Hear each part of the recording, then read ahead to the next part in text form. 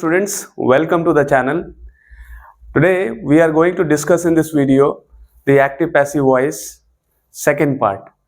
हमने पिछले वीडियो में डिस्कस किया था basic rules of active passive voice.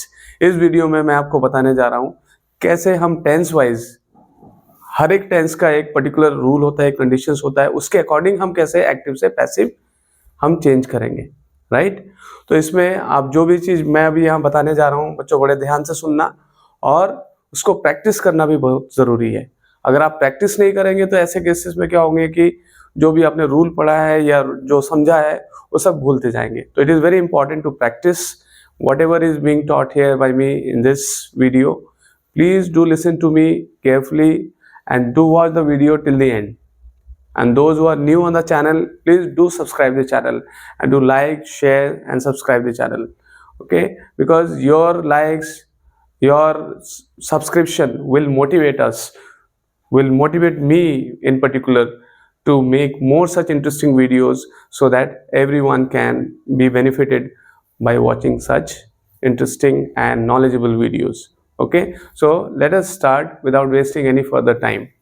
तो आज हम टेंस वाइज जो है एक्टिव पैसिव वॉइस के जो बेसिक रूल्स हमने डिस्कस किया था, जैसे जो 5 रूल्स मैंने आपको, इसके लिए आप पिछला वाला जो वीडियो है उसको जरूर देखें। पूरा देखने के बाद आप इस वीडियो को, जिसमें अभी मैं बताने जा रहा हूँ टेंस वाइज कैसे एक्टिव से पैसिव वॉइस हम चेंज करते हैं, ओके। और उसमें बीच बीच में मैं ज़रूरी बातें बताता जाऊँगा जिसको आप नोट जरूर करते रहिए, ओके। तो वीडियो को अंत तक जरूर देखिए और तभी आपको पूरा समझ में आ जाएगा कि क्या चीज़ें हैं एक्टिव पैसिव वॉइस में, कौन सी बातें हैं, और फिर आपको कभी भी किसी तरह की कोई problems, there won't be any kind of problems you will be facing in doing और in converting active voice into passive voice और vice versa, right. So we shall start it. So let me just orally discuss the main 5 or the main fundamental rules that we had discussed in the previous video. First is first we have to change the object in the active voice, okay. In the active voice, the object that is there, we have to change that into subject, and then we have to use the helping verb according to the tense. And then the third step would be one in which we'll be using the verb's third form, and after that we'll be using the preposition by. कोई ज़रूरी नहीं कि हर case में by आप use करेंगे, but normally जो है जहाँ पे भी आपको ऐसा लगता है वो भी मैं हालांकि भी थोड़ी देर बाद बताने वाला हूँ, जैसे डिस्कस करेंगे इसको और फर्दर। इसमें आप ये देखेंगे कि कैसे प्रेपोजिशन बाई के बाद फिर जो आपका सब्जेक्ट रहता है एक्टिव वॉइस में उसको पैसिव वॉइस में आप चेंज करते हैं, ओके। तो आइए शुरू करते हैं। मैं यहाँ पर बेसिक रूल्स फिर से नहीं बता रहा हूँ, मैं टेंस वाइज जो है आपको ये रूल्स बता रहा हूँ, ठीक है। तो सबसे पहले आपका जो है simple present tense. Simple present tense में हम बात करते हैं, जैसे कोई एक वर्ड ले लेते हैं,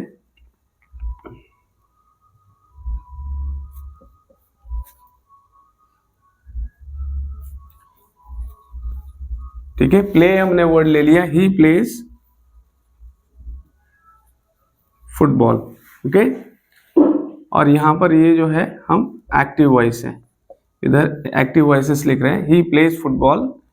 एक नेगेटिव सेंटेंस लिख लेते हैं, he does not play football, ठीक है। Does he play football?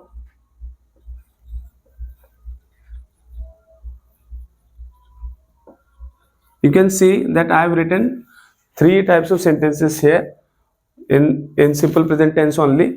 First one, he plays football, that is a positive sentence. He does not play football, that is a negative sentence. Suppose if the subject were first person or there were a plural subject, in that case we would be using do, okay, in active voice. And does he play football? Since I have used he here, which is a third person, so I have used does over there, okay. So how do we change the sentences in simple present tense from active voice to passive voice? In this we have to keep in mind we don't have to use do or does. Normally children, what they do when we change active voice of a simple present tense, suppose if it is a negative sentence into a passive voice, in that case the children don't remove do or does, okay. We have to remove that. So here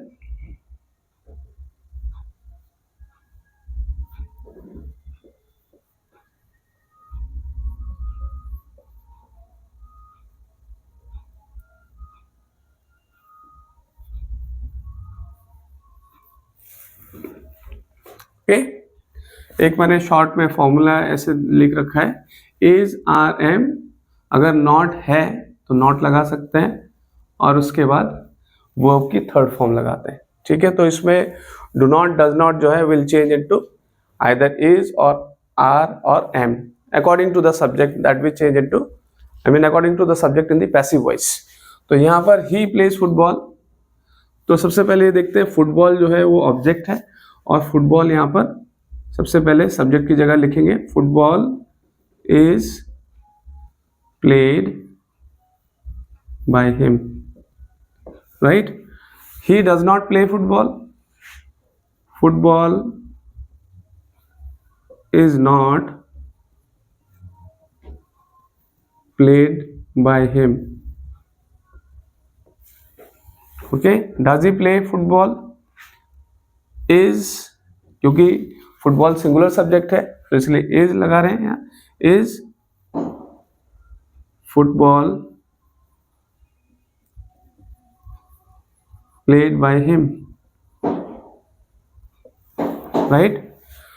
So simple present tense में you can see that how we have changed the sentences in active voice into passive voice. What we have to keep in mind, do not, does not will be changed into is not, are not, am not.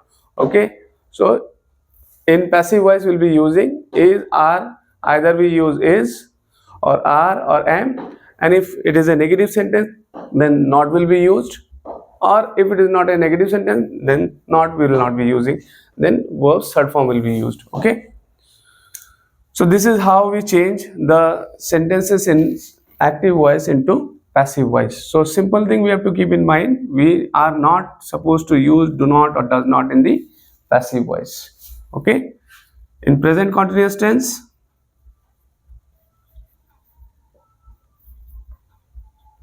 in present continuous tense what we see, I have taken the model word here, play. Okay, so he is playing football, and when we change it into passive voice, either we write is or are or am plus being and verbs third form. Okay, he is playing football, how do we change it into passive voice, football is being played by him, right. He is not playing football,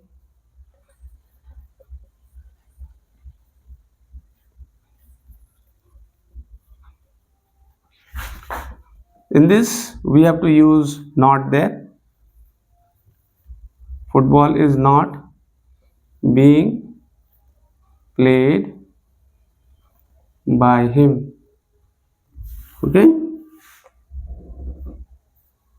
is he, in this way you will also understand that in which tense which helping verb will be using, or what are the things that we have to keep in mind. Is he playing football?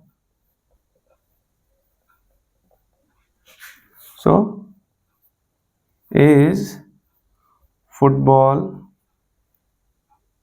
being played by him?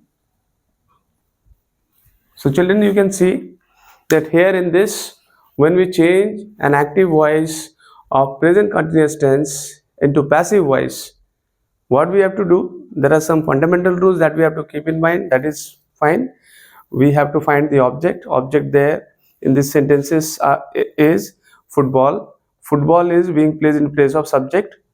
Okay, and then use of helping verb, and since we know that these are the sentences of present continuous tense, will be using either is or are or am plus being and verbs third form. So we have to change the active voice into passive voice like this. We have to keep this formula in mind.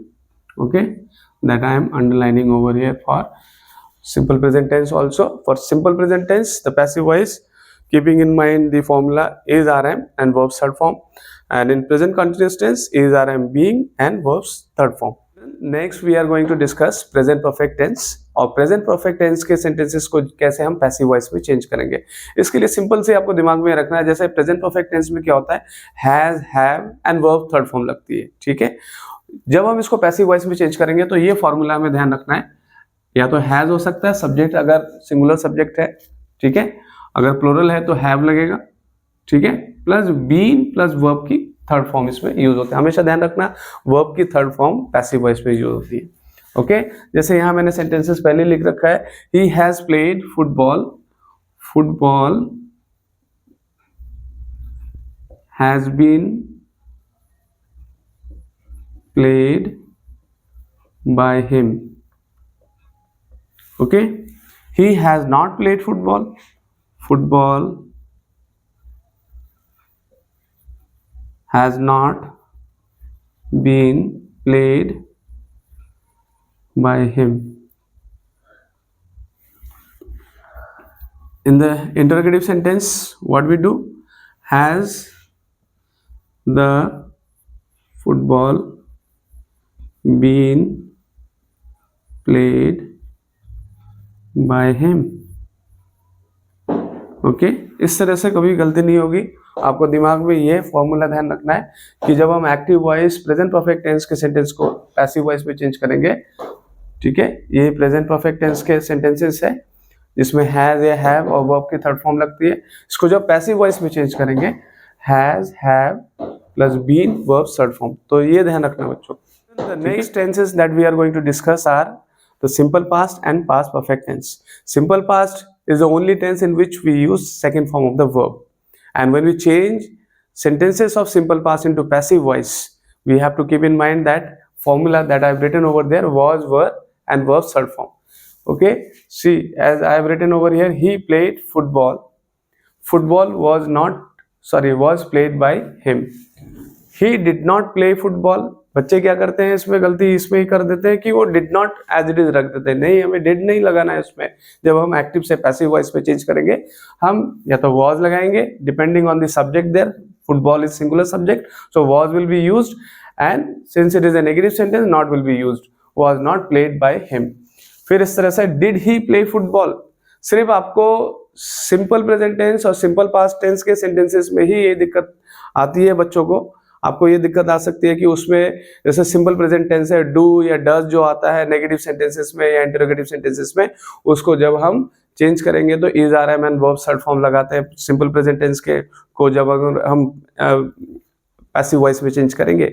और दूसरा जो है, आप ये देखोगे कि simple past tense है तो उसमें डिड यूज होता है, ओके। तो हमें डिड यूज नहीं करना है, डिड की जगह वॉज, वर यूज करके वर्ब की थर्ड फॉर्म यूज करनी है।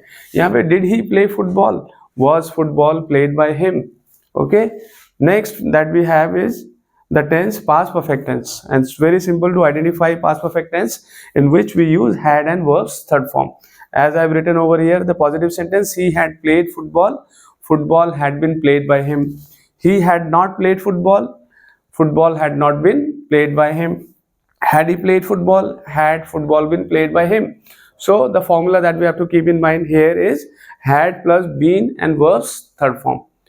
Children, we have discussed present tenses, okay, in which we have talked about the simple present tense, present continuous tense, present perfect tense. But remember, present perfect continuous tense and past perfect continuous tense and future perfect continuous tense have no passive voice. Since we are here discussing active passive voice, so we have not discussed that particular tense, okay. That particular tense has only active voice. The tense that I am talking about, present perfect and present perfect continuous tense, past perfect continuous tense and future perfect continuous tense, they have no passive voice, okay. And after this we are going to discuss the simple future, okay. Just now we discussed past perfect tense, right? But this tense was missed. Past continuous tense, उसको हम discuss कर लेते हैं। इसमें active voice में क्या होता है, was, were एंड verb की फर्स्ट फॉर्म उसके साथ ing बेस वाला रहेगा। और इसमें पैसिव वॉइस में क्या होगा, was, were, being and third form, verb की थर्ड फॉर्म यूज होगी। तो he was playing football, football was being played by him. He was not playing football, football was not being played by him. Was he playing football? Was football being played by him? तो जितने आपके present continuous tense है, past continuous tense है, दोनों जो tense है, इस दोनों में प्रेजेंट कंटिन्यूअस टेंस में तो is, are, am, being and third form लगती है। ठीक उसी तरीके से जो है पास्ट कंटिन्यूअस टेंस में was, were plus being and verbs third form use होगी। तो ये फॉर्मूला आपको ध्यान में रखना है। फॉर्मूला जो यहाँ लिखा हुआ है इधर एक्टिव वॉइस में, तो आपको पता है was, were वर्ब की फर्स्ट फॉर्म ing, और पैसिव वॉइस में was, were, being and verb third form. ठीक है, अभी जो नेक्स्ट हम डिस्कस करेंगे सिंपल फ्यूचर। बच्चों नेक्स्ट टेंस हम डिस्कस करने जा रहे हैं simple future. Okay, simple future में क्या होता है, एक्टिव वॉइस में विल, शैल, या तो विल लगता है या शैल लगता है। शैल नॉर्मली हम फर्स्ट पर्सन के साथ यूज करते हैं और वर्ब की फर्स्ट फॉर्म यूज करते हैं, और विल जो है नॉर्मली हम थर्ड पर्सन सेकंड पर्सन के साथ यूज करते हैं। ओके, और इसमें वर्ब की फर्स्ट फॉर्म यूज होती है। और जब इसका पैसिव वॉइस में हम चेंज करेंगे तो हमें ये ध्यान रखना है विल, शैल, या तो विल लगेगा या शैल लगेगा, और plus be plus verbs third form. जैसे मैंने यहाँ लिखा है he will play football, football will be played by him. He will not play football, football will not be played by him. Will he play football, will football be played by him. ठीक है, इस तरीके से हम change करते हैं। हमें मालूम होना चाहिए कि फ्यूचर कॉन्टिन्यूअस टेंस का कोई पैसिव वॉइस नहीं होता। फ्यूचर कॉन्टिन्यूअस टेंस में जिसमें will be, shall be, verb plus ING use होता है, उसका कोई पैसिव वॉइस नहीं होगा। ओके, और साथ में मैंने पिछले वीडियो में भी बताया था ट्रांजिटिव वर्ब होना चाहिए जिसमें ऑब्जेक्ट होता है। ओके, उसी का ही पैसिव वॉइस बनता है, अदरवाइज पैसिव वॉइस नहीं बनेगा। ओके, नेक्स्ट इसमें हम देखते हैं मॉडल्स। जो मॉडल्स है can, may, must, could, would, should, ये सब जो मॉडल्स होते हैं, फिर उसमें वर्ब की फर्स्ट फॉर्म बेस फॉर्म आती है, और इसमें जब हम पैसिव वॉइस में चेंज करेंगे तो कैन, मे, मस्ट एटसेट्रा जो भी है उसके साथ बी लगा के वर्ब की थर्ड फॉर्म यूज होती है।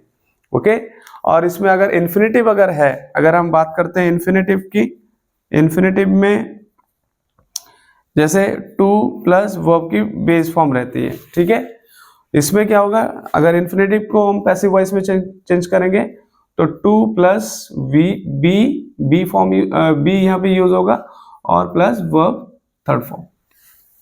ओके, इन्फिनेटिव वाले केसेस ऐसे चेंज होंगे, टू प्लस वर्ब की base form, to plus be plus verb third form. बच्चों इस लास्ट पॉइंट में मैं आपको एक चीज बताना चाहूंगा जो बहुत जरूरी है, कि यही काफी नहीं है कि हम एक्टिव से पैसिव करना सीख जाएं या पैसिव से एक्टिव करना सीख जाएं। This is not enough. हमें ये जानना बहुत जरूरी है कि कहाँ हमें एक्टिव वॉइस यूज करना है और कहाँ पैसिव वॉइस यूज करना है। तो मैं आपको ये चीज बताने जा रहा हूँ कि एक्टिव वॉइस हमें कहाँ यूज करना है। एक्टिव वॉइस वहाँ यूज करना है जहां हमें ये लगता है कि सब्जेक्ट ज्यादा इंपॉर्टेंट है या ज्यादा प्रोमिनेंट है। Okay, when the subject is more prominent, okay, when the subject is more prominent we would like to say the thing in active voice, and when the object, okay, when the object becomes more prominent, okay, तब हम वहां पर passive voice use करेंगे। या फिर हम ये कहें कि जहां पे सब्जेक्ट हमें या तो वेग सब्जेक्ट है, या कोई वेग सब्जेक्ट, वेग नाउन या वेग प्रोनाउन है, जैसे somebody, मैंने पिछले वीडियो में भी बताया था, somebody, nobody, everybody, they, जहां पे या तो वेग सब्जेक्ट है, ओके, उस केस में हम पैसिव वॉइस यूज करते हैं। ओके, जहां पर वेग सब्जेक्ट है वहां पर हम पैसिव वॉइस यूज करेंगे। या फिर हमें बिल्कुल ये क्लियर है कि सब्जेक्ट कौन है, तो it becomes unnecessary also to mention the subject there, then we would prefer to use passive voice. आपको समझ में आया क्या बताया मैंने? मैं फिर से दोहराता हूं कि पैसिव वॉइस हम तभी यूज करेंगे जब हमें लगता है कि सब्जेक्ट बिल्कुल वेग है। वेग का मतलब क्या है कि वो अनक्लियर है, और जैसे somebody, nobody, everybody, और अगर सब्जेक्ट जो है बिल्कुल हमें अच्छी तरह से मालूम है कि एकदम श्योर है, श्योर शॉर्ट है, तो उस केस में जो है आप पैसिव वॉइस हम प्रेफर करते हैं। जैसे मैं यहाँ पे आपको एक एग्जांपल देता हूं, I have been invited to the party. अब यहां पे हमने इसको पैसिव वॉइस प्रेफर किया। पैसिव वॉइस में क्यों प्रेफर किया? हमें ये मालूम नहीं है, किसी ने मुझे इनवाइट किया, मान लीजिए somebody has invited me, तो I have been invited, that has become more important than who has invited। तो यहां पे मीनिंग ये आता है somebody has invited me, to the party. So I don't know who has invited me to the party, but somebody has, or since I am thinking that I don't know the name of that person. When the subject is, this subject is vague, okay, this subject is vague. When the subject is vague, somebody, we won't use word like by somebody, I've been invited by somebody. But whenever we think that the object is by whom I have been invited, that we want to mention. If we want to mention it, we can mention, definitely we can mention. But in case of vague subject, it is not necessary to mention. We would rather say the thing in passive voice, and we don't need to say by somebody. Okay, just as I have written over here, I have been invited to the party. That means somebody has invited me to the party. Okay, दूसरा example देता हूं.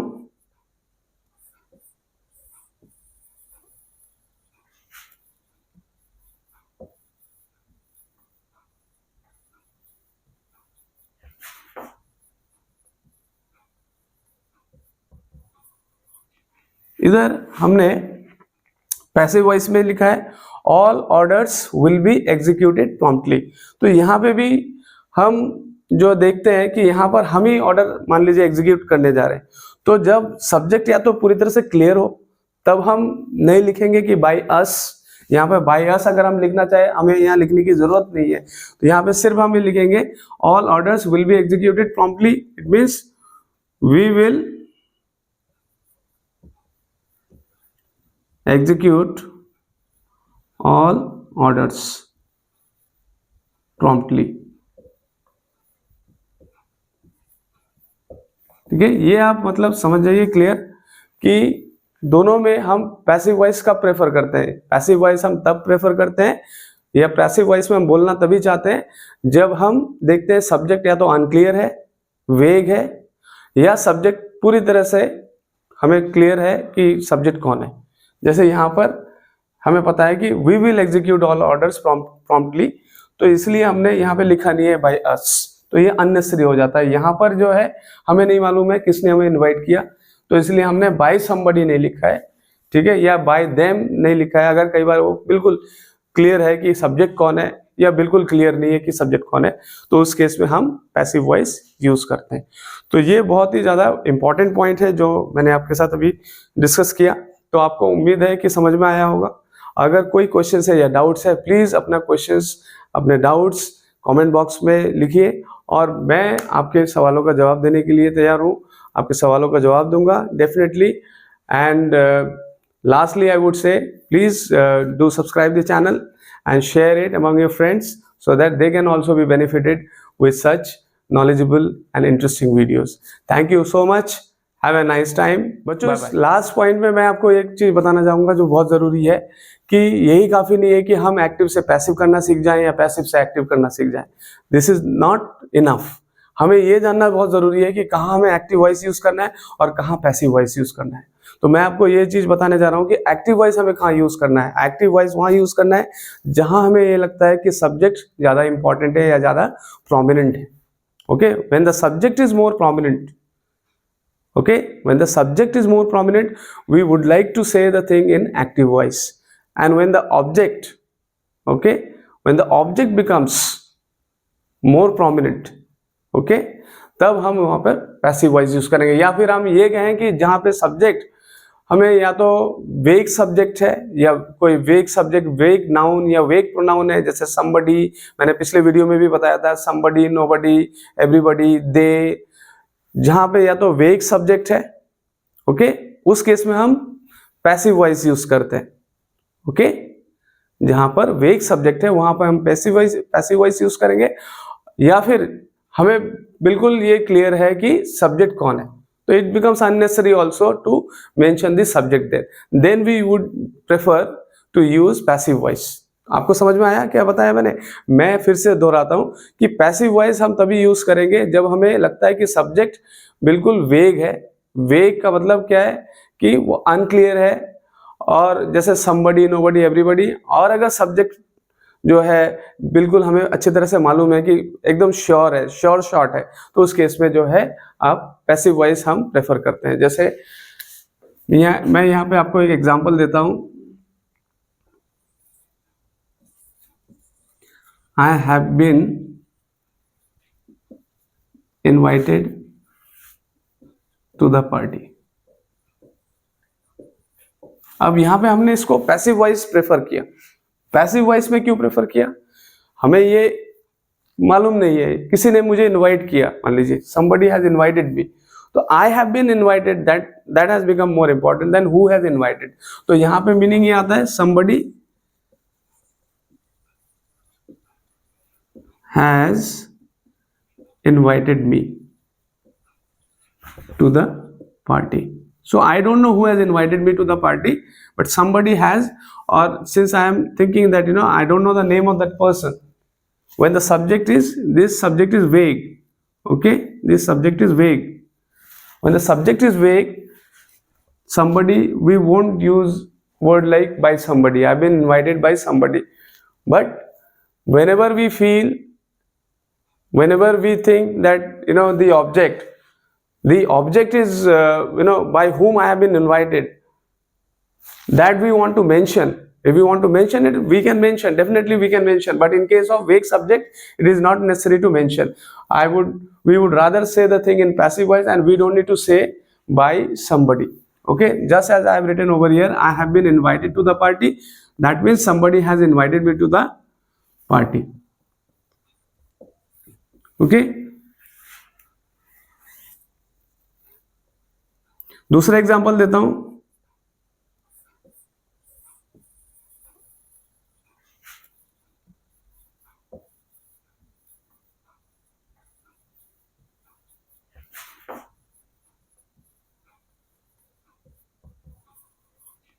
इधर हमने passive voice में लिखा है all orders will be executed promptly. तो यहाँ पे भी हम जो देखते हैं कि यहाँ पर हम ही ऑर्डर मान लीजिए एग्जीक्यूट करने जा रहे हैं, तो जब सब्जेक्ट या तो पूरी तरह से क्लियर हो तब हम नहीं लिखेंगे कि बाय अस। यहाँ पे बाय अस अगर हम लिखना चाहे, हमें यहाँ लिखने की जरूरत नहीं है, तो यहाँ पे सिर्फ हम लिखेंगे all orders will be executed promptly. It means we will execute all orders promptly। ठीक है, ये आप मतलब समझ जाइए क्लियर कि दोनों में हम पैसिव वॉइस का प्रेफर करते हैं। पैसिव वॉइस हम तब प्रेफर करते हैं, या पैसिव वॉइस में हम बोलना तभी चाहते हैं जब हम देखते हैं सब्जेक्ट या तो अनक्लियर है, वेग है, या सब्जेक्ट पूरी तरह से हमें क्लियर है कि सब्जेक्ट कौन है। जैसे यहाँ पर हमें पता है कि we will execute all orders promptly, तो इसलिए हमने यहाँ पे लिखा नहीं है बाय अस, तो ये अननेसेसरी हो जाता है। यहाँ पर जो है हमें नहीं मालूम है किसने हमें इनवाइट किया, तो इसलिए हमने बाय समबडी नहीं लिखा है, ठीक है, या बाय देम नहीं लिखा है। अगर कई बार वो बिल्कुल क्लियर है कि सब्जेक्ट कौन है, या बिल्कुल क्लियर नहीं है कि सब्जेक्ट कौन है, तो उस केस में हम पैसिव वॉइस यूज करते हैं। तो ये बहुत ही ज्यादा इंपॉर्टेंट पॉइंट है जो मैंने आपके साथ अभी डिस्कस किया। तो आपको उम्मीद है कि समझ में आया होगा। अगर कोई क्वेश्चन है या डाउट्स है, प्लीज अपना क्वेश्चंस, अपने डाउट्स कमेंट बॉक्स में लिखिए, और मैं आपके सवालों का जवाब देने के लिए तैयार हूँ। आपके सवालों का जवाब दूंगा definitely. And lastly I would say please do subscribe the channel and share it among your friends so that they can also be benefited with such knowledgeable and interesting videos. Thank you so much. Have a nice time. Bye bye.